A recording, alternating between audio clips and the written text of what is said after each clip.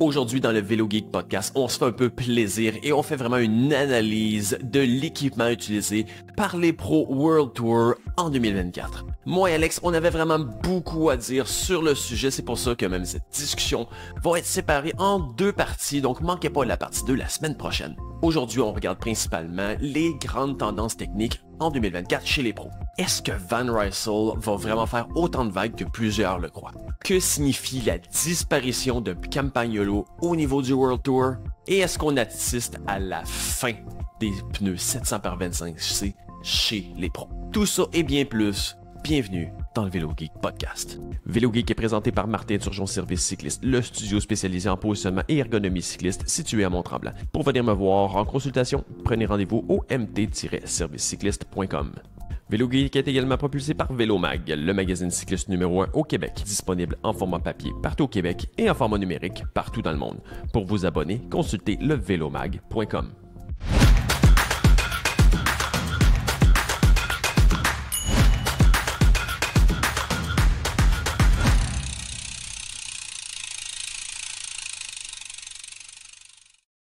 Fait qu'aujourd'hui, avec toi, Alex, je veux faire quelque chose qui va être quand même, je pense, intéressant, qui va être un côté de subjectivité quand même, mais je veux qu'on analyse un peu le portrait global de ce que les pros roulent chez les hommes cette année. Les tendances, tous les vélos, et à la fin, on va faire vraiment aussi un peu, on va décerner nos prix citron et nos tops au point de vue, autant au point de vue esthétique qu'au point de vue technique, finalement, nos meilleurs choix. Ouais. Puis je pense que tu es vraiment la bonne personne pour faire ça avec moi parce que ton poste, dans le fond, ce que tu fais dans la vie, on se connaît depuis quand même déjà presque 10 ans, et ce que tu fais dans la vie, tu es quand même directeur des produits chez Ergon 18, fait que tu as vraiment un bagage qui est vraiment intéressant pour ça, pour avoir justement pour avoir une bonne tête sur l'information qu'on veut donner. En espérant. Mais en même temps, oui. Mais en même temps, t'es pas en conflit d'intérêts parce que Ergon 18, heureusement ou malheureusement, n'est pas sur le World Tour cette année. Fait que ça te donne quand même... T'es pas en conflit d'intérêts avec personne aujourd'hui. Non, puis c'est... disons que mes propos n'engagent que moi, puis mes opinions n'engagent que moi. Exactement. C'est vraiment à titre personnel que ça se passe. Mais t'es quand même... T'es quand même la bonne personne pour avoir l'expérience pour en parler. Fait que si on commence juste, on va parler un peu de tendance. Juste pour énumérer rapidement, dans le fond, toutes les compagnies qui vont être sur le World Tour cette année. 3 compagnies qui vont équiper 2 équipes, donc Canyon Specialized Villiers. Et bon, Bianchi, Cannondale, Cervelo, Colnago, Cube, Giant, Look, Merida, Pinarello, Scott, Trek sont tous représentés. Et le petit nouveau qui... pour moi, est peut-être un des plus excitants à voir comment que ça va se développer, c'est Van Rysel. Oui, là-bas. Toi, c'est quoi ton idée? Ouais. Toi, tu penses-tu que c'est le prochain... Est-ce que tu penses que ça va faire des vagues comme beaucoup semblent le penser, l'arrivée de Decathlon, de ce géant-là dans l'industrie? C'est sûr que oui. Juste d'un point de vue purement commercial ou... surtout pour les premiers acheteurs ou les... Parce que, tu sais, pour nous, au Canada, c'est moins... Decathlon, c'est moins connu, du moins. C'est connu de nom, mais c'est pas... tu sais, je veux dire... Ouais, parce que pour ceux qui ne savent pas, Decathlon est peut-être... Ouais, c'est ça. Ça fait pas si longtemps que ça qu'ils sont implantés au Canada. Ouais, puis ça n'avait pas encore percé dans le monde du vélo haute performance, contrairement à ce qu'on peut observer ailleurs, principalement en Europe de l'Ouest. Donc, on n'a pas encore cette culture-là. Peut-être qu'on est un peu loin de cette réalité-là pour dire est-ce que ça va se passer ou pas. Par contre, c'est clair que c'est un géant, c'est n'importe quel géant de l'industrie du sport qui serait arrivé avec ce genre de solution-là, ou est-ce qu'ils sont orientés verticalement au niveau de la production puis de la mise en marché. Ça va avoir un effet sur principalement les détaillants, je dirais. Oui. Je pense qu'il va y avoir de plus en plus de conversations dans les magasins spécialisés de ah ouais, puis par rapport au Van Rysel RCR Pro, par rapport au... Ouais. Maintenant, vu que ils ont leur flagship qui est visible partout, ben leurs autres modèles vont avoir plus de visibilité également. Donc, c'est clair que tu vas avoir un peu plus de questions à répondre, puis les détaillants dans la province, ou même en France, je sais qu'on Ouais. t'as des auditeurs Moi, je là-bas pense dans la que aussi francophonie, cette là. compagnie-là va peut-être, tu sais, si on fait un comparatif, il y en a qui disent que ça va être la prochaine grosse compagnie quand on parle des trois grands de Specialized, Trek, Giant. Je Je les pense pas. compare peut-être plus à Giant. Tu sais, je pense que c'est peut-être plus un marché de Giant parce que je pense les puristes qui recherchent un peu une image de Ouais. marque, d'une compagnie qui fait beaucoup de recherche et développement, qui a une histoire et tu sais, je pense qu'ils vont toujours avoir peut-être une idée, une problématique d'image de marque à aller chercher ces gens-là, un peu les puristes.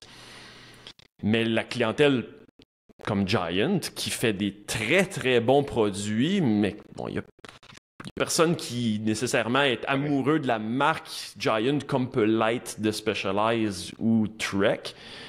Je fais un peu ce comparatif là. Est-ce que ça va devenir Ouais. aussi gros de Giant? J'ai beaucoup de difficultés à le croire, mais ils ont des très très bons rapports qualité-prix. Dans les vélos ou dans les chaussures, je viens de voir des chaussures avec un client aujourd'hui qui, pour le prix, la qualité des chaussures et des semelles avait rien à dire par rapport à la Mais tu sais, compétition. je pense que le parallèle peut se faire avec pas mal d'autres sports aussi, là. Je veux dire, Mm, ils sont dans pas mal tous les sports qui se pratiquent sur la planète. mm, Puis ça reste que les marques spécialisées ont toujours leur place dans ces autres ouais, segments-là. Peut-être que ça va ouais, juste, comme tu dis, ça va peut-être éliminer la compétition directe dans les créneaux, j'appellerais ça rapport qualité-prix, mais encore une fois, est-ce que c'est quoi un rapport qualité-prix, tu sais? En même temps, tu payes aussi pour quelque chose. Donc, ouais. je pense qu'il va peut-être avoir un peu plus de sélection naturelle qui va se faire à un certain niveau de prix, puis chez un certain type de consommateur. Mais effectivement, je pense qu'il y a peut-être encore des croûtes à manger pour qu'il y ait une place d'un point de vue perception de marque, tu sais. Sauf que de ce que je comprends de cette compagnie-là, il y a quand même beaucoup de recherche et développement il y a beaucoup d'argent qui est injecté dans la recherche et développement. Ils ont en partenariat avec Swisside pour le Ouais. développement de leur. Donc, tu sais, veux pas, Qui a un ils partenariat font les choses sérieux, comme là. du monde, là. Ouais, ils font les Ouais. choses comme du monde, puis euh, clairement, ils sont sur la bonne voie. Puis, tu sais, ils ont l'infrastructure pour supporter des années de pertes, là, s'il faut, là. Fait que Je tu pense pas regardes que ça ça, va être tu une dis. compagnie qui va prendre des Non. grands risques au niveau de l'innovation, mais qui vont toujours arriver avec un produit qui va, Ouais. disons, cocher beaucoup de box, si on Ouais. veut. Mais tu sais, c'est bon d'avoir ça comme option maintenant pour tu sais, pour le cycliste moyen, le cycliste expérimenté, le nouveau cycliste, n'importe qui. Euh, mais bon, c'est comme c'est une autre marque c'est une nouvelle marque à Ouais, travers tant d'autres, c'est un peu de même que je le vois. ouais. Puis ben tout le monde va trouver sa place dans dans ce beau petit jeu de cartes-là qui se branche Ouais. tout le temps. Puis, Puis à travers le portrait aussi, ben là, on regarde, c'est ça, sur 18 équipes, il y en a 6 qui vont rouler avec seulement un modèle. Donc, l'élimination un peu des vélos grimpe aéro d'une sursegmentation. Il semble avoir une tendance qui commence, on voit qui n'est pas généralisée parce qu'on est ouais. quand même à 6 équipes sur 18. Toi, tu penses-tu que c'est quelque chose qu'on s'en va vers ça? C'est-à-dire qu'il va y avoir maintenant les vélos pour coureurs, qui va être un modèle qui va être développé, et là, tout le reste, et tous les autres vélos d'endurance, évidemment, qui vont rester, mais que les coureurs vont être un peu sur un seul et même vélo. Pour un peu route, là. Euh, Ouais. En fait, tu sais, il y en a 6 en ce moment, puis il va en avoir Mm. 5 durant l'année, parce que Van Rysel, dont on parlait, va sortir un modèle aéro. Donc, Ouais. je le vois plutôt comme une érosion du. Moi, je le vois à l'envers de qu'est-ce que Tu vas à t'apportes, en fait. l'envers, Je ok. pense qu'il va y avoir encore plus de resegmentation. Je pense que les seuls qui peuvent vraiment s'en sortir avec un seul modèle, d'un point de vue marketing et commercialement, c'est Specialized. Juste à cause de la Ouais. place qu'ils ont, puis, tu sais, je veux dire, le tarmac. euh, c'est un peu comme le point de référence de, tu sais, tout le monde attend le prochain tarmac, puis même s'il est pareil comme le dernier, je veux dire, c'est un peu Ah comme ouais. c'est une joke un peu là, dans C'est le l'industrie que classique. c'est Tout le monde se classique. base sur ce vélo-là, là. Mais en Mais même c'est temps, ça, tu est-ce que. regardes le Dans le fond, toi, Venge, quand le Venge a été enlevé de la ligne, ça t'a étonné finalement. ouais, parce que même si tu regardes aujourd'hui les tests, tu sais, je sais pas si tu creuses un peu là-dedans, mais tu sais, les Oui. tests d'aéro de Tour Magazine et tout ça, le Venge est encore plus rapide, ou du moins, je pense Ouais. ils sont égaux maintenant, mais c'est un bike qui a 6 ans, le Venge. Tu sais, s'il avait continué à pousser de ce côté-là, Ouais. où est-ce qu'il en serait aujourd'hui? Fait que moi, je suis vraiment surpris qu'il l'ait complètement éliminé de, de leur line-up. Cela dit, tu sais, ils ont le Atos aussi à côté, qui est pas utilisé en compétition nécessairement, qui est peut-être plus pour... S'il y avait une géométrie plus adaptée, il serait peut-être un meilleur choix pour la plupart des consommateurs que le tarmac. Euh, mais ouais, je pense qu'un... je vois plutôt en fait l'inverse qui va se passer. Je pense qu'il y a une L'inverse. segmentation qui va continuer, Qui va surtout pour la continuer, qui va course. perdurer. Fait que, Ouais. si fait que les compagnies qui se maintiennent ou comme qui enlèvent des segmentations, tu penses que c'est presque plus une question peut-être de manque de recherche et développement?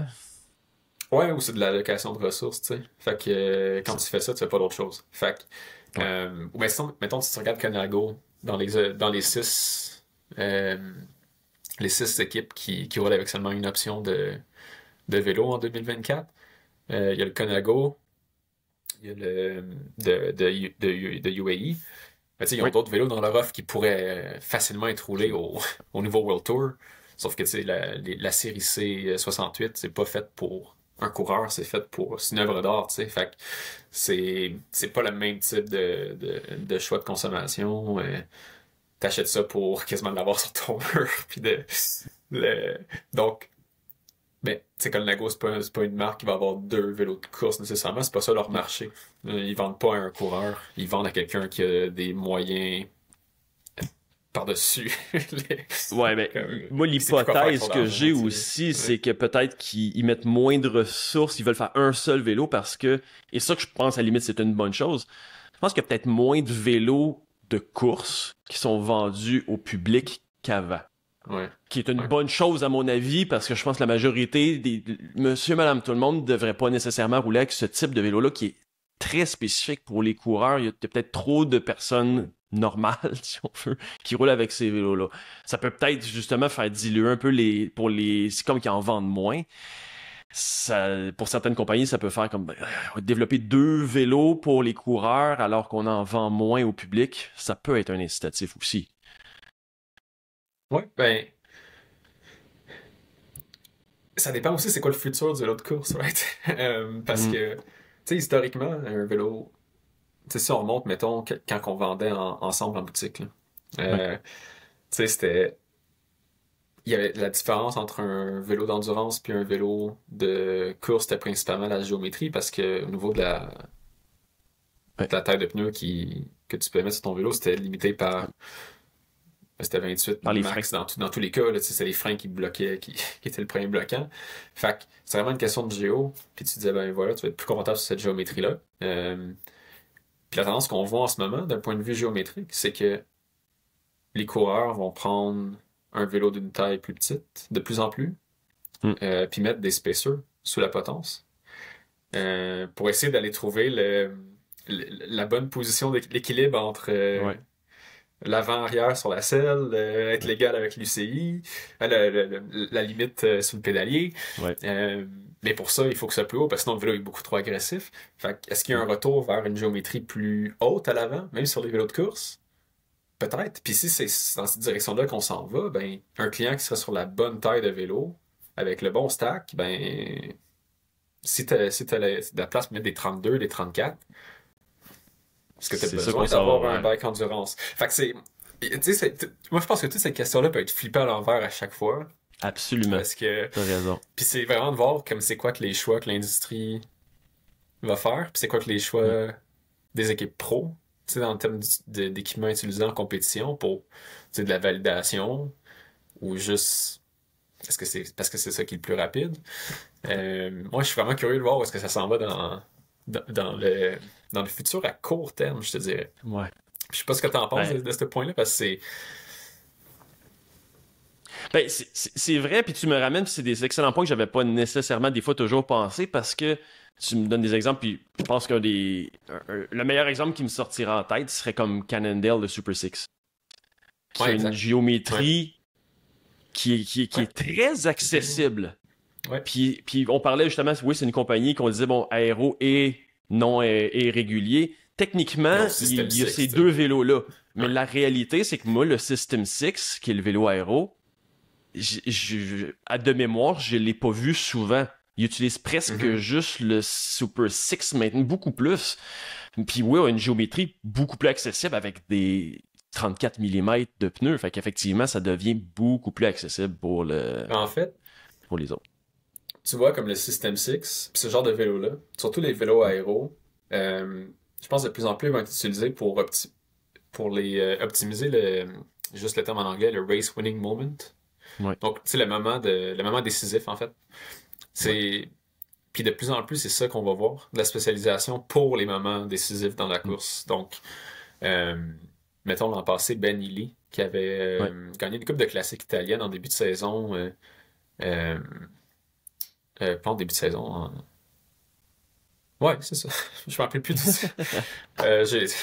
Avec la naissance de ma fille, disons que l'année passée, c'est un peu, c'est un flou assez, L'année est floue. ouais. Euh, puis il était vraiment en mode, puis même que je pense que j'avais écouté un podcast avec son coach qui disait que il se faisait un peu ridiculiser, même dans l'équipe. Tu sais, il disait pourquoi est-ce que tu prends le System 6, pourquoi tu prends le vélo qui est plus lourd entre les deux, puis tu Ouais. roules des bas super aéro, puis t'as cette position-là, puis tu bouges pas, puis tu mets ta tête de même, Mm. puis même ses coéquipiers disaient, tu sais, ils riaient un peu de lui, parce que c'est un petit jeune qui arrive je pense que c'est sa deuxième année pro, c'était Ouais. pas un gros nom, techniquement, c'est sur ses chiffres, c'est pas les chiffres les plus impressionnants, mais il s'en va en échapper, puis oublie ça, tu le rattrapes pas. Tu le perds. Puis il a gagné de même, puis tout d'un coup, dans les courses qui suivaient, petite anecdote de même, les coureurs utilisaient le système 6, puis ils mettaient des bas aéros. Puis, Ouais. fait que c'est pour Ouais. optimiser justement. Donc c'est de voir où est-ce que ça va aller dans la sélection des équipements selon les parcours, plus souvent qu'autrement. Euh, Sinon, c'est clair que c'est un bike pour tout faire. Ouais. Bon, c'est tes pertes de 2 3 4 5 watts. Euh, si t'es pas pour gagner, c'est pas ça qui va te faire perdre non plus. Donc, Non.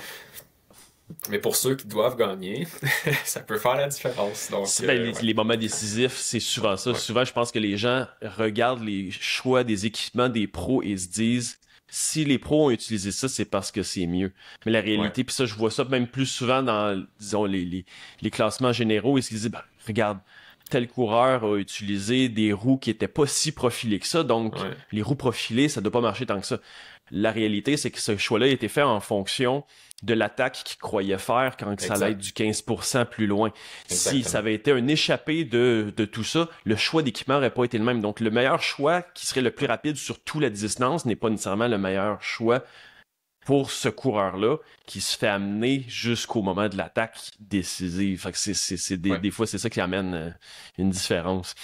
Fait que, Parce que dans puis pas si mal tous on... les cas, Ouais, la pénalité de poids d'un bike aéro est largement compensée par les gains aéros. Peu importe le absolument. parcours. Donc, Oui, tu dirais pourquoi est-ce que d'abord il n'utiliserait pas un vélo aéro continuellement? Mais pour exactement ce que tu viens juste de dire, c'est que si ouais. si la course doit se gagner sur Alpe d'Huez, dans une Mm. section à 12% dans un des derniers virages, puis c'est là que tu places ton Ouais. attaque, ben t'optimises pour ce moment-là. Puis les moments qui suivent, bien sûr. Ouais. Donc tout est dans cette mentalité-là. Puis si on reste juste un petit peu là-dessus, tu penses, parce que c'est vrai que j'ai entendu des gens commencer à penser qu'il pourrait avoir quelque chose comme ça qui pourrait arriver qu'il y aurait des changements du vélo plus fréquents. C'est-à-dire, c'est comme, OK, tu roules avec ce vélo pour cette portion-là et un changement, tu sais, des changements de vélo rapides aux bases, tu sais, plus réguliers que, bon, de choisir un équipement et que tu fais tout le... Tu sais, on voyait ça pour des contre-la-montre qui finissent à Ouais. l'allée, mais quelque chose qui se fait de façon régulière pendant des courses à étapes. Tu sais, un contre-la-montre, c'est un effort contrôlé. Hein? Donc, Ouais, tu décides quand tu appliques ton wattage, quand ouais, tu enlèves un peu sa pédale. Tu décides. Tu peux décider d'avoir un négatif ou un positive split. ouais, Tu peux faire un peu. C'est ta décision ouais. d'optimiser à ta manière. Dans une course sur route, tu décides pas du moment où est-ce que ça va Non. éclater. Donc, Parce que là, après ça, Tu peux attaquer au moment où ce que l'autre va décider de faire son changement de vélo. Ouais, puis là, comment c'est perçu, ça, tu sais, ah, ben là, t'as attaqué quelqu'un qui avait un problème mécanique ou... Tu sais, je pense que d'un point de vue euh, juste tactique, c'est pratiquement impossible à prévoir. Puis aussi, tu sais, on oublie ça, mais t'essaies quand tes jambes tournent sur le vélo, euh, t'es rendu à la 4e heure euh, dans une étape du Tour de France. C'est pas le temps d'arrêter puis de changer de vélo pour revenir par les voitures puis risquer quelque chose, tu sais. Fait que je pense que si t'as pas le choix, ou mettons t'as une crevaison puis t'étais sur le bike aéro toute l'étape puis ça finit sur une grosse montée. OK, change-moi le vélo à la place de me changer le pneu, so be it. Je pense que ça peut être une chose qui peut être intéressante, mais des affaires pré-planifiées comme on voit dans des contre-la-montre, j'aurais il faudrait vraiment que ce soit dans une circonstance comme un Angliru, mettons. Quelque chose Je serais curieux. que Je serais curieux de voir ça. Ouais. Je serais Puis, curieux tu de sais, voir c'est ça des parce que c'est grosses quand rampes, là. même. Ouais, c'est quand même justement la personne que j'ai entendu dire qu'on pourrait s'en aller vers ça, c'est le gars de Swiss Side, Ouais. qui est quand Ouais, même qui fait des. Fait que, tu sais, lui, d'un point de vue technique, il pense que ça pourrait valoir la peine. Mais après ça, lui, c'est sûr que c'est quelqu'un qui fait juste regarder les chiffres, qui est très froid par rapport à la dynamique d'une course. Mais en tout cas, avoir C'est à. clair. Ouais. Tu peux modéliser, puis je sais que tu sais, ils font beaucoup de, de modèles pour. Mm. Ben, je sais qu'Ineos utilise. C'est un de leurs modèles d'optimisation. Euh, Sauf que ça prend pas oui, ça prend en compte plusieurs scénarios. Mettons, s'il arrive ça, qu'est-ce qu'on fait? Mm. Mais c'est souvent dans des éléments plus contrôlés, comme là où il y a le plus d'agents de chaos, c'est un contre-la-montre par équipe, mettons. Puis c'est là où il y a le plus d'agents de chaos qui vont utiliser ce genre de système-là, c'est dans un Ouais. contre-la-montre par équipe, parce qu'il manque de data pour... Ça prend du data en temps réel, continuellement, puis cette industrie-là est tellement... tellement en arrière de ce tu sais, le Oh. nouveau télévisuel, tu sais, il y a rien. Personne ne va vouloir que des transpondeurs qui te communiquent toute l'information à une équipe. Non, non. Faut que ce soit l'organisateur de Ce qui est course. dommage. Ouais. Ce qui est C'est- dommage fait parce que que d'un c'est- point de vue téléspectateur, tu sais, je suis un fan de F1 aussi.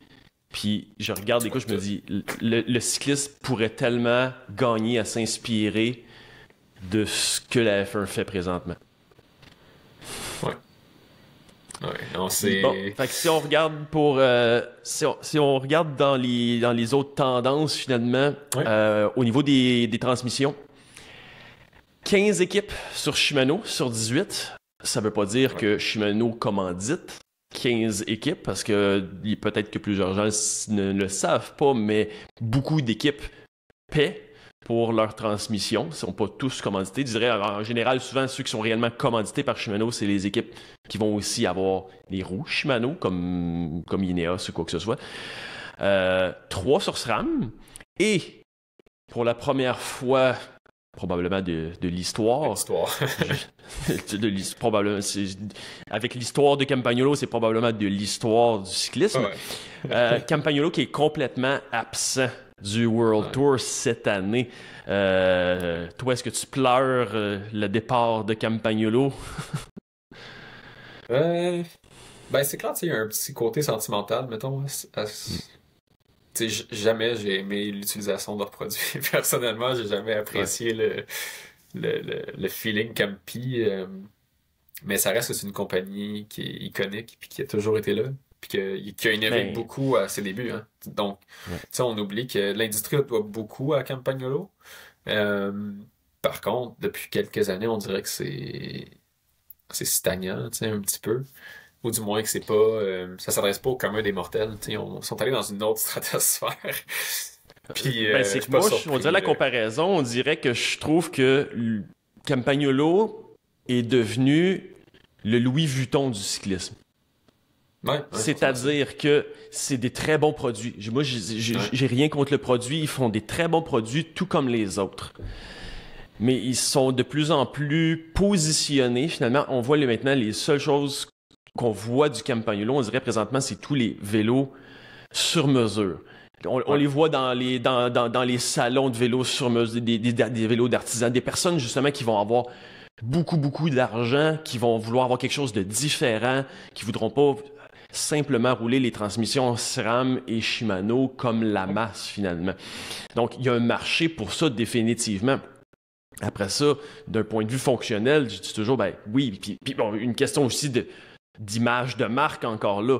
Mais ultimement, dans la fonction, tout comme une sacoche Louis Vuitton, finalement, peut-être que le produit est de qualité, la reconnaissance, donc l'image de marque qui va venir avec, va être très forte.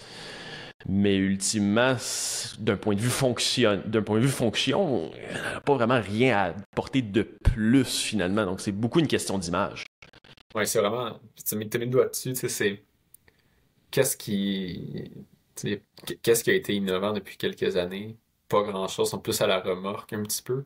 Mm. Puis c'est correct, je veux dire, je m'attends pas à ce que ce soit ça qu'ils fassent parce que justement, ils ont découvert leur marché puis leur niche, puis c'est. Honnêtement, tant mieux. Puis de plus en plus, tu sais, on a des yeux sur. euh, je dis on a des yeux. On se fait montrer des choses de, tu sais, la Chine, le marché chinois, mettons. De certains marchés Qui est asiatiques l'autre sont un peu plus opposé. fermés.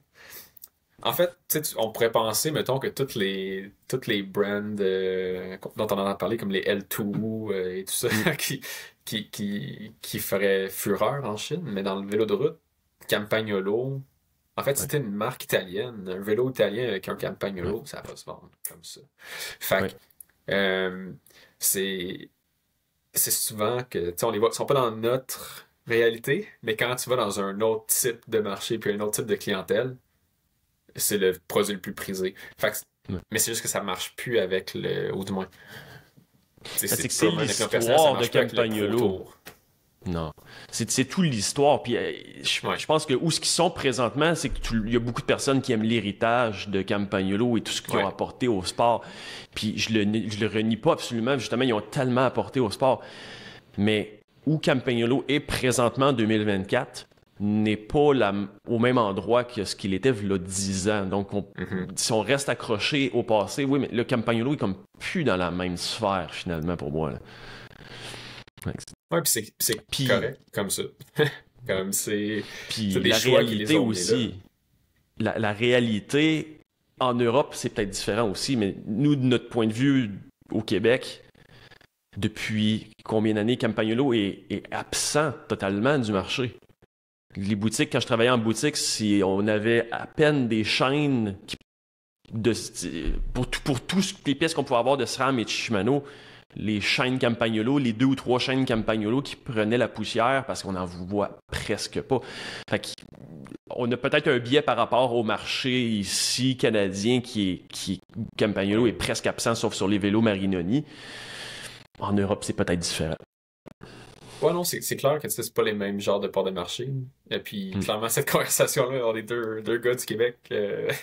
Donc, c'est clair on a ce biais-là. Sauf que je veux pas, tu sais, j'ai les yeux sur les marchés globaux, puis je te dirais que c'est une situation qui peut-être pas au même niveau. Parce qu'on est quand même, on dirait, c'est un marché insulaire, là, le Canada, puis encore plus le Québec. Là. On est fermé du reste du monde cycliste. Là. On est souvent... dans certaines présentations de brand, les gens oublient qu'au Canada, ils se vendent des vélos. Là. Tandis que pour nous, c'est notre quotidien, c'est notre job. Fait que ça fait un peu... ça fait bizarre d'entendre ça. Mais, c'est vrai. Donc, tu sais, c'est peut-être qu'il y a carrément eu un manque de focus sur ce marché-là, de cette compagnie-là. Donc, naturellement, nous, on pense que c'est comme ça partout. C'est pas le cas. C'est encore un peu fort dans les marchés très traditionnels. Mais c'est dans certaines poches de population. C'est pas... tu sais, les vélos que tu achètes en boutique ne viennent pas équipés avec Campagnolo. Donc, il y a une érosion qui va se faire juste par la force des choses. C'est juste les vélos sur mesure, puis les frame builders, puis quelqu'un qui veut se monter qui a un vélo à 20 000 $, ben, qui est clairement le groupe Super Record EPS, et ton meilleur choix, tu vas avoir le bill le plus élevé. Par contre, tu sais, Puis tu vas faire parler de toi. Tout le monde va voir ça. un Dura-Ace ou un SRAM Red Ouais. passe beaucoup plus inaperçu. Exactement. Donc, mais encore une fois, le volume de ce genre Il- de clientèle, c'est tellement petit que c'est normal qu'après ça, financer une équipe World Tour, parce que, effectivement, les personnes vont te choisir par défaut. Comme tu dis, Shimano, il y a des compagnies qui les achètent. Des compagnies, des équipes qui achètent les gros pots chez Shimano. Premièrement parce que c'est sûrement le plus... historiquement, c'est le plus facile à avoir. Puis ils ont le service center au Benelux pour toutes les équipes à portée de la main. Je pense que Il y a leurs plus prix de pour les services équipes pro neutres. sont très bons aussi, là. Je pense que c'est des prix qui sont ridiculement bas.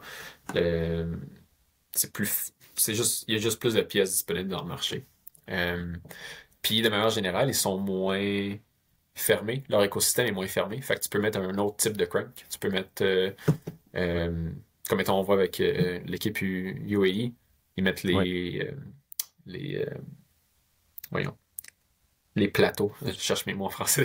Les Ouais. plateaux Carbon TI. Oui. Techniquement, premièrement, si c'était une commandite, c'est impossible. Mais même là, des fois, avec Shimano, ils laissent passer certaines choses. Mm. Puis deuxièmement, si c'était, mettons, SRAM ou Campagnolo, ben là, il y aurait des problèmes de compatibilité du manufacturier qui dirait, oh non, tu peux pas parce que X, Y, Z. Faut que tu utilises tout l'écosystème. Fait que je pense que ça donne plus de flexibilité, tu sais, d'un point de vue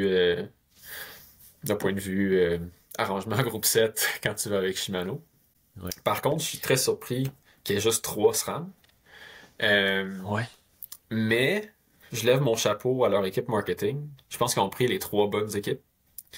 Euh, Clairement Oui, parce l'an qu'au point de passé. vue représentation, on n'a pas l'impression qu'il y en a juste 3. Parce qu'on Tu voit, dirais on que les la voit moitié beaucoup. du peloton est comme ça. Oui, tu les vois partout. Ils sont tout le temps en avant de la course. Ils ont à part Tadej Pogacar, mais je pense qu'ils ont, puis Remco ou Mathieu, de pas, qui commence à avoir quelques coureurs. Mais tu sais, ils ont des gros coureurs que tu vois Ouais. partout, que tu vois sur les médias sociaux, tu sais, je pense qu'ils ont vraiment bien, puis ils ont vraiment bien choisi leurs équipes, puis ça devait être 3 équipes qui ont fini dans le top 6 à la fin. Tu sais, fait que, vraiment, je pense ils ont un choix très judicieux de ce côté-là. Ouais. Tu sais, je sais pas ce que t'en penses de, de SRAM en général, tu sais, sur la performance, la haute performance surtout. Euh, Ben, tu sais, moi, honnêtement, pour avoir roulé les deux, je trouve que les deux ont leurs nuances, mais les mhm. deux marchent très bien. Là où ce que je peux, disons, là où ce que SRAM peut être plus que je le mets un petit peu entre guillemets des fois qui peut être un peu moins des fois performant, c'est que puis les pros en fait l'utilisent pas, c'est les plus petits plateaux, les Tes plus petits plateaux. pignons, c'est ça qui va Exact. créer plus un peu de perte au niveau frictionnel. Ouais. Mais si on regarde les pros, Ils roulent pas en justement, bas de 30, de 53, 54. c'est ça, ils Ouais. utilisent pas finalement, ils trafiquent un peu ce que la plupart des communs des mortels utilisent Ouais. comme groupe SRAM finalement pour outrepasser ces problématiques-là. Parce que, tu sais, oui, un pignon 10 dents est va créer beaucoup plus de pertes frictionnelles au niveau de la chaîne par les plis. Donc, il y a ça qui est plus un problème, disons, pour moi. Le problème principal au niveau, quand on y parle au niveau de performance chez SRAM. Ouais. Après C'est ça, de ce c'est sûr que moi, il y a le côté ergonomique. Ça, j'ai fait une vidéo là-dessus que je pense que dans les prochaines générations de ce que j'ai vu qui a leaké, ça a l'air d'être beaucoup mieux. Mais tu sais, Ça a les leviers sont quand leaké, même donc on beaucoup... peut en parler. Mais... Ouais, c'est ça. C'est Ouais. quand même beaucoup plus massif, donc c'est pas pour tout le monde. Mais j'aime qu'ils ont un reach court. Tu sais, mais je trouve quand même, moi, ce que je trouve, SRAM, si on a à mettre un groupe, un groupe intuitif à un Ouais. client qui veut une transmission électronique, mais qui est nouveau dans le sport, SRAM est fort probablement le plus intuitif, plus que Shimano.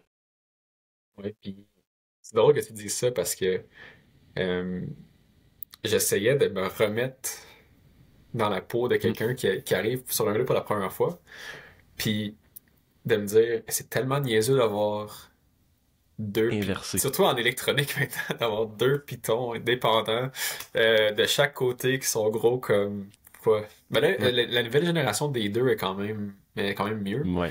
Mais tu sais, je me rappelle la dernière génération des. Je pense que celui à l'intérieur, il mesurait 7 ou 6 millimètres. Comme. Là, tu peux tellement manquer ton coup en plus. Fait que même si tu le sais, euh, On est habitué à ça juste parce que c'est tellement ancré dans le subconscient quelqu'un qui utilise du avec les Shimano. mécaniques. Juste avec mon D2 à un moment donné, j'avais voulu faire des changements, mais ça serait plus logique de mettre les deux boutons plus du haut qui fait bon. Que le côté gauche, finalement, celui du haut à gauche fait le pédalier vers l'intérieur et celui en arrière à gauche fait le dérailleur arrière vers l'intérieur. Puis du côté droit tourne, tu sais, dans le fond, le Ouais, dérailleur avant, en avant, tout était plus logique. Mon cerveau a jamais été capable de le faire. Parce que t'es rendu de le habitué faire. avec ça. Ouais. J'étais rendu trop habitué. Puis même si techniquement les boutons, s'il n'y a pas de logique, le cerveau était Ouais. juste pas capable de changer l'habitude. Fait que ça, faut être réaliste que c'est un biais de l'utilisation de Shimano, qu'en réalité SRAM est beaucoup plus, pour moi, est Ah, beaucoup c'est plus intuitif. Là. intuitive. Surtout que là, Définitivement. mettons, ça fait tout l'an passé, j'ai roulé en one by, en monoplateau, Mm. Axis. Puis, je veux dire, c'est. Je suis rembarqué sur un vélo de double plateau Shimano, j'étais comme, ah, c'est vrai, attends, C'est comment est-ce qu'on compliqué. joue avec cette affaire-là? Euh, mais ouais, donc clairement, ça a été niveau intuitivité, puis euh, pour les sprints également. Donc, tu sais, on parlait Mhm. de pure performance. Dans les sprints, d'avoir accès juste à, Ouais. mettons, c'est tout le temps à droite, hein? Tu t'en vas dans le plus dur, Mm. de plus dur à plus dur. Ouais. Euh, de savoir ça, à penser que tu peux pas te tromper de bouton. Tu peux pas peser sur le mauvais. Tu peux pas accrocher le mauvais. C'est tout le temps la même. Donc, je pense qu'il y a certains avantages. Ouais. Euh, Par contre, effectivement, comme tu dis, ça dépend pour les tailles de plateau, taille de sprocket en arrière. Euh, Mm. mais bon, ils contre ça avec, souvent dans la plupart des cas, des 56-43 puis des Ouais. cassettes 10-36, tu sais. Ouais. Euh, comme Mats Qui n'utilise Pedersen pas qui roule souvent la avec... 36, qui n'utilise pas la 10. Ouais, il utilise jamais la 10, tu sprints dans la 12-13, tu sais. C'est C'est même pas... ça. T'as même pas besoin de te rendre dans 10 à part pour les grosses descentes. Où est-ce que ça... Mm. Le fait que ces gars-là pédalent à 85 km/h, ils cherchent encore des révolutions par minute. C'est ça. Je pense que ça devrait nous en dire assez sur le type de personnage que c'est. Donc, ouais. Donc, ben, parlant de Campagnolo, si on parle justement d'historique qui se perd, Ouais. est-ce que c'est la fin des pneus étroits? Et en fait, parce que là, on regarde vraiment, je regardais ce qui se passait, surtout, mettons, même au Tour Down Under. Ouais. On dirait que c'est la mort pratiquement éradiquée, mais bon, il reste quelques exceptions, mais du 25C. 28 est vraiment rendu le standard pour les coureurs. Donc, deux questions. Est-ce que justement on est dans la mort du 25C? Et est-ce que la tendance, tu penses que va continuer? On est passé de 23 à 25 à 28. Il est où le plafond? Oh boy. Je te renverrai la question. C'est c'est une... Ben, Moi, clairement, la mort. Le 25 est dead. C'est sûr, c'est une taille qui est morte. ben, À part je Shimano pense qu'il Cofidis, peut avoir là, quand même des applications. Je pense qu'on va continuer à en voir dans certains contre-la-montre. Oui, exact. Où Exact. Et dans certains, on parlait de grimpe, où ce que là, en plus, étant donné que les vitesses sont plus basses, donc la résistance au roulement des pneus est un facteur qui est peut-être un peu moins important, de gagner quelques grammes d'un 25 qui est un petit peu plus léger, on pourrait continuer à le voir bon, surtout aussi si c'est des coureurs, Ouais. les plus petits coureurs aussi. Je pense qu'on va continuer à le voir le 25 de façon Ah épisodique. oui, ça va être, puis même là, tu sais, il faut que ça finisse en montée parce que sinon t'as une descente après. Puis t'es mieux d'avoir du Ex- 28. Fait que c'est toute cette logique-là de comme optimiser le moment gagnant. Donc, Hmm. moi, je pense vraiment que ça va être des cas très isolés. Euh, Moi, j'ai de la C'est mon misère. opinion. Je le sais pas. Moi, je pense que le 28, on va potentiellement, d'après moi, on va commencer à avoir du 30, peut-être de façon plus régulière, même chez les C'est coureurs. assuré. J'ai de la 32, 32, 34. Je- Il faudrait qu'il y ait un gros changement. Il faudrait que les compagnies de pneus arrivent avec des produits encore plus performants Ouais. et que toutes les compagnies de roues adaptent leurs jantes. Parce que c'est un peu faux de dire que 28 est nécessairement plus performant, c'est-à-dire que si quelqu'un a une vieille paire de roues avec un profil qui a été optimisé pour du 25, le gain sera pas aussi grand. Mais maintenant, quelqu'un qui s'achète une paire de roues régulière, dans le fond, qui va être optimisé pour un 28 mm, il n'y a, Va y a avoir plus des gains. aucun avantage à aller chercher définitivement du 25. Mais si on remet un 28 ou un 30 ou un 32 sur une vieille jante en profil en V, Ouais. le gain ne sera pas nécessairement aussi appréciable. Là où ce que j'essaie d'amener des fois à la discussion, c'est que si le 28 est largement utilisé chez les pros, il n'y a aucune raison, tant qu'à moi, que les amateurs roulent ça ou moins. Bon, Dans la ça, c'est mesure une où, tu sais, certitude. tout le monde, puis même moi, je veux absolument rien savoir d'un pneu 28, c'est le minimum que je me rendrai jamais maintenant avec les vélos qui sont présentement. Donc, de rester à 25. Les pros sont les premiers à plus bénéficier d'un pneu plus étroit que le commun des mortels. Donc, si les Garanti. pros sont rendus à 28, pour moi, c'est vraiment une claire indication que tout le monde, même ceux qui recherchent le plus la performance, à moins d'être au niveau des pros, devraient être à leur largeur ou plus large. Moi, d'un point de vue personnel, il n'y a plus un vélo que je roule qui a un 2 comme premier chiffre. Plus aucun. Hmm. Euh, Puis, tu sais, ça part souvent du point de vue aérodynamique, de la conversation. Ouais. On dit tout le temps comme, ah, mais, ouais, ou la réticence vient du point de vue aérodynamique. Ben, ok, ben, Mhm. tu l'élargis, donc tu augmentes ta surface frontale, donc techniquement, Mhm. tu vas être, effectivement. Euh, Par contre, il y a de l'optimisation possible Ouais. avec les jantes, avec les cadres. Euh, Puis c'est surtout aussi, OK, mettons le 1,3 watts que tu perds d'un point de vue aérodynamique. Une fois que l'optimisation est faite, ou là c'est un chiffre que j'ai sorti de nulle part, hein, ça se peut que Ouais. ça soit beaucoup plus que ça, mais c'est quoi le but final? Est-ce que c'est d'avoir un CDA, un coefficient de drag qui est le plus bas possible sur une feuille, ou c'est de gagner la course puis d'aller le plus vite possible?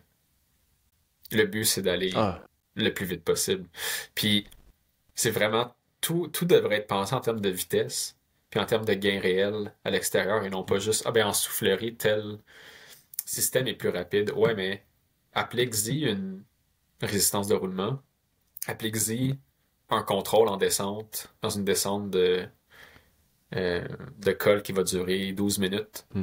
Combien tu vas gagner avec ce pneu de 2 mm plus large? Il y a une certaine limite, là, tu veux pas un pneu qui se déforme non plus. Donc, tu sais, c'est pas Non. nécessairement d'aller vers du 35 parce que ça va être plus en contrôle, c'est pas nécessairement le cas. Mais je pense qu'il y a, tu sais, il y a d'autres facteurs que juste purement le poids puis l'aéro quand on parle de pneumatique. Hmm. Euh, Puis c'est ça qui doit rentrer dans les modèles de performance chez certaines équipes. Je sais pas si tu as vu, je suis plusieurs YouTubers, Ouais.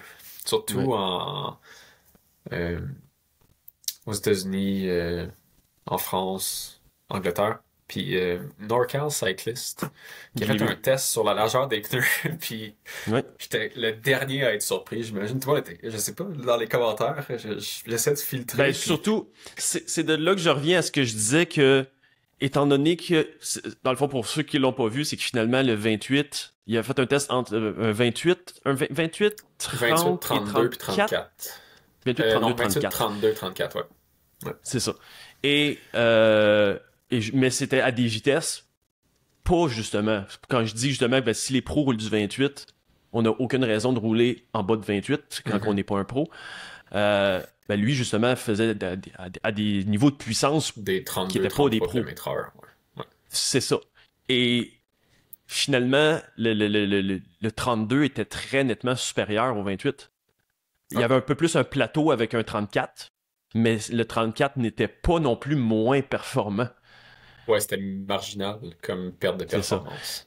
Donc en plus, c'est ça, c'est que la résistance au roulement, vu qu'elle est linéaire et non pas exponentielle comme l'aérodynamisme, ben c'est la raison pour un cycliste amateur qui est d'autant plus important. Parce que les pros sur le total, à la vitesse qu'ils vont, la résistance au roulement est une moins grosse partie de l'équation totale parce que l'aérodynamisme est tellement un gros facteur. Ouais, parce qu'ils vont rouler la plupart de leurs courses entre 45 et 55. Ou du moins les Exactement. moments où est-ce qu'ils sont les plus importants, donc. Exactement. Mais c'est pour ça que quand on revient à une vitesse plus d'un amateur, la résistance aérodynamique, la résistance au roulement est d'autant plus importante. Est-ce que le 32 pour un pro avec des jantes qui sont plus optimisées pour un 28 serait le meilleur choix? Pas nécessairement à 45 km/h, mais est fort probablement le meilleur choix à 30 à 35 km/h. Donc, Je suis vraiment curieux de voir c'est quoi le développement pour les jantes et dans le pneumatique, dans ces largeurs-là. Pour voir si, en tout cas, si ça peut contrebalancer les pertes aérodynamiques à ces vitesses-là. Donc, je suis vraiment curieux. Je pense que c'est un des points sur lesquels l'industrie va se pencher.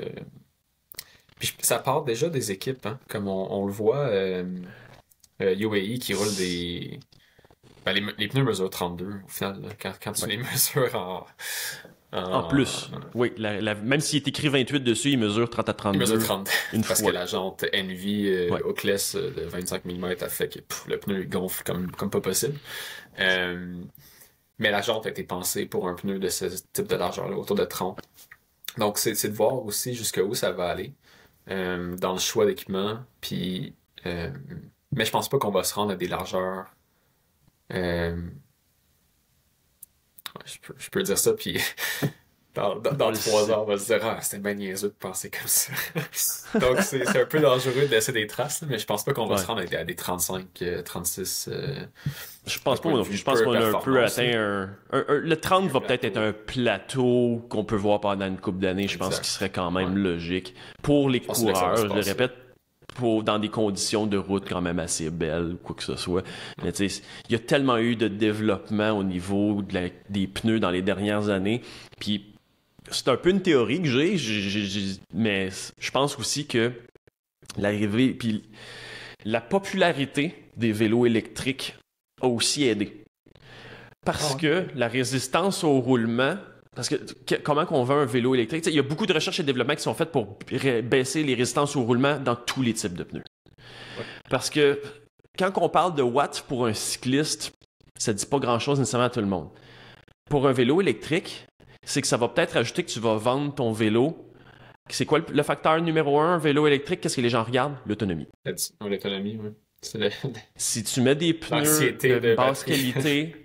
tu vas peut-être diminuer de 50 km ton autonomie. Ouais. Puis qu'est-ce que les gens regardent pour les vélos électriques? Numéro 1, c'est quoi l'autonomie? L'autonomie, oui.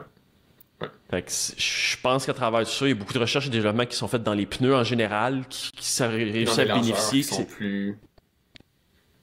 Effectivement. Large, fait que je pense qu'il y a un côté de pollinisation de chaque côté qui aide le milieu des pneus présentement. Oui. C'est vraiment un truc qui est toujours intéressant à suivre. Puis, dans certains cas, tu pourrais penser qu'ils sont à l'arrière des idées que les gens ont, mais c'est souvent eux qui permettent de débloquer de l'innovation dans l'industrie. Donc, ouais, j'ai hâte de voir qu'est-ce qui s'en vient de ce côté-là.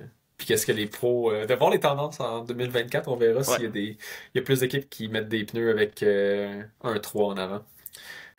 Dans des courses qui ne sont pas nécessairement juste Paris-Roubaix, Tour des Flandres et compagnie, là. Mais des courses sur route traditionnelles. Quand on pense qu'avant, ils sortaient des gros 25 juste pour Paris-Roubaix. Hey, Seigneur. Même en pneu de on est dans un autre monde. gravel, je pense que ça fait mal, ce parcours-là. Je pense pas que je l'apprécierais. Merci beaucoup Alex pour cette discussion et la semaine prochaine, on se fait un peu plaisir, c'est-à-dire qu'on fait notre palmarès. Autant d'un point de vue esthétisme, c'est-à-dire les 3 vélos qu'on trouve les plus beaux du World Tour en 2024 et nos 3 prix citron de ceux qu'on trouve le moins beaux, mais également quels seraient les 3 vélos qu'on aimerait le plus dans leur configuration actuelle posséder nous-mêmes si on avait à choisir parmi tous les vélos disponibles que les pros ont. Mais également, disons, les 3 qu'on serait le moins intéressé à posséder. Donc, manquez pas ça dans le prochain épisode et je vous dis à la prochaine. Vélo Geek est présenté par Martin Turgeon Service Cycliste, le studio spécialisé en positionnement et ergonomie cycliste situé à Mont-Tremblant, avec une approche personnalisée, des technologies comme la cartographie de pression de selle et les capteurs de mouvement dynamique et bien entendu, mon expérience et savoir-faire. Le confort et l'optimisation de votre vélo vous attend. Pour venir me voir en consultation, prenez rendez-vous au mt-servicecycliste.com. Vélo Geek est également propulsé par Vélomag, le magazine cycliste numéro 1 au Québec. Guide d'achat, banc d'essai, guide d'activité, voyage, nutrition, entraînement, trucs de pro, Vélomag aborde le vélo sous tous ses angles. Disponible en format papier partout au Québec et en format numérique partout dans le monde. Pour vous abonner, consultez levélomag.com.